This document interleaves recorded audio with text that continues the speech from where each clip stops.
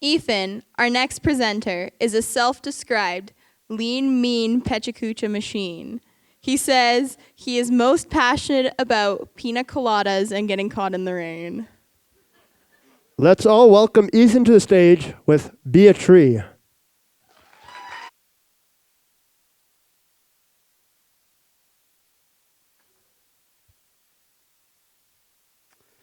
I'm so excited to be back on the Vic Juba stage. I haven't been here since grade 7. It was my air band's rendition of Sweet Child of Mine.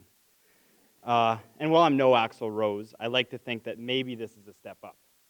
So I'm here to talk to you guys today about old buildings. Okay, not really, but kind of.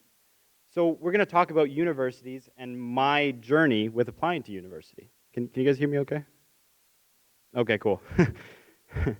So I like to think of high school and elementary school kind of like a forest. And every student is like a tree. So you're rooted with kind of what your parents give you, and then every teacher gives you a little bit more growth. And you end up being this well-rounded person with math, science, history, and everything. And it really prepares you well for the outside world. And then, post-secondary comes along, jobs, and it's kind of like a chainsaw. And they just slice you right up. You could say even that you have to refine your skills. Yeah, I know, that's a good one. You almost want to be a statue because that's the mold you're fitting. So for me, I loved math and science growing up. I wanted to be one of those people in a university commercial, where it's like, come to Science University, and it's like me with a lab coat. Yeah? And I wanted to be able to name all sorts of rocks, like gray rocks. Okay, I'm not very good right now, but that's the idea. I'll be better in the future. But I couldn't name rocks for a living, so I needed to pick something that was in science but was also a career. And luckily, my sister, who is a nurse, who couldn't be here tonight, but whatever, she was kind of my gate into the world of medicine. We would talk about brain hemorrhages for like 3 hours, which is a lovely conversation if you've ever had one. And then I didn't know exactly how I was going to get there, and that's when I met Doug Abrazimov. He's my academic advisor at Holy Rosary High School, and if you can find someone like Doug in your life, I very much encourage you to do it because he guided me and he showed me things I had no idea were even out there for me. He gave me so many options and the best opportunities for scholarships and schools and just general life advice.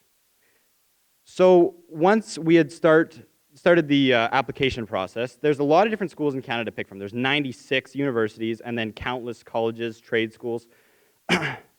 So you have a lot of choices.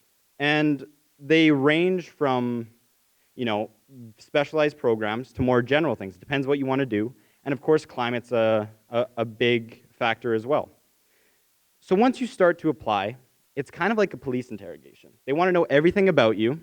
So they start off with questions like name. So I'm Ethan.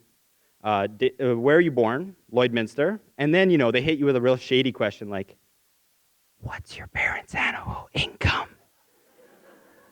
And you're like, whoa, whoa, whoa, whoa, whoa. That is very personal.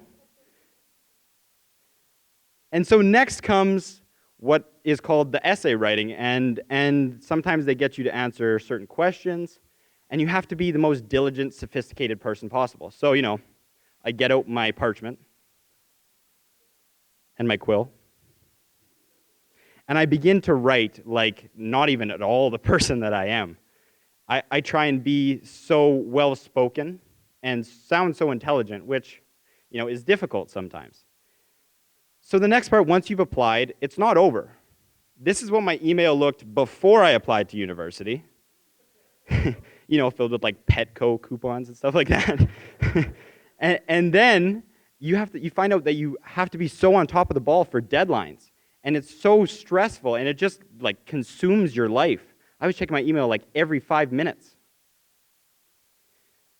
And then there's another thing, money. So once you start to add everything up, tuition, books, residence, Taco Bell, you start to realize that it costs a lot of money. And so sometimes I would just drift off and dream.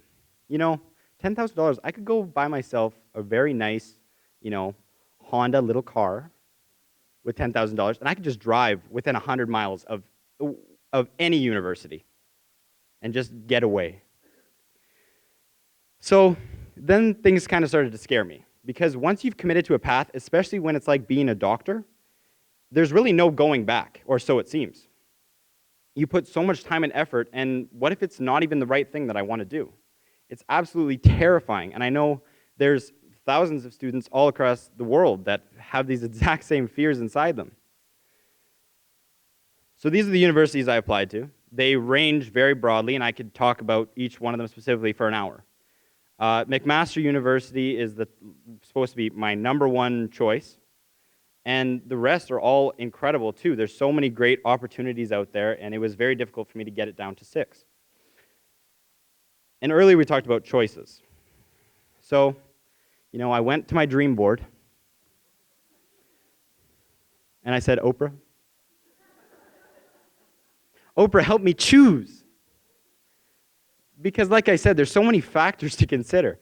Do I want to go across the country? I applied to universities from coast to coast. Well, other than Newfoundland, but we won't talk about that. And then I got to realizing back to this tree thing. Well, maybe university isn't like you're getting carved up. Maybe it's just one step in your growing process.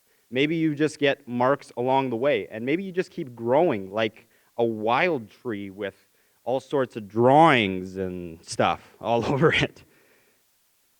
And I think that's a lot more beautiful. Now, my favorite movie, Forrest Gump, I think he is great. He's an American hero, really. But to be brutally honest with you, he's just an idiot who followed a path. He did some incredible things. He was a ping pong player. He was in the military. He cut lawns. He was a college football player. And he didn't stress a single day about what he was going to do the next day. He just lived life. And I think it's just so beautiful to have that kind of mindset, because life is so unpredictable. I'm not the only student that is struggling with this right now. There are students all over the world that are stressing about what they're going to do for the next 50 years. And they're stressing about money. And they're stressing about Taco Bell. But what about me? So, going into today, I didn't think I was going to say this, but this morning I received a rejection letter from my #1 university. But the beautiful thing about that is that that's not the end. There's so much more after that. And that's not just true for me, that's true for anyone. There are people in their 40s getting college degrees.